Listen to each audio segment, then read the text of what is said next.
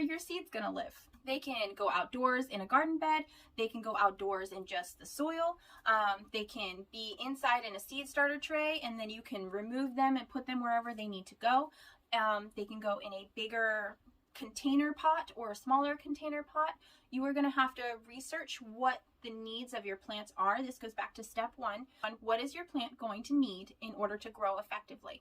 For example, if you're planning on growing carrots, you can't grab a little teeny tiny pot and put the carrots in it and expect to have a full harvest crop.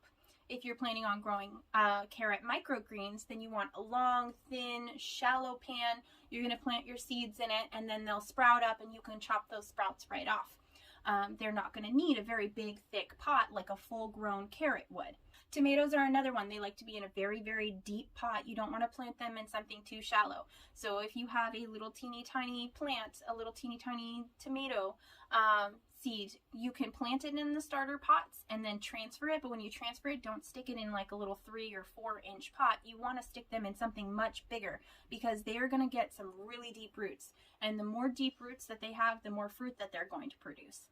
So it definitely depends on what type of plant you're growing in order to determine where they're going to be planted and what they're going to need when they're planted there.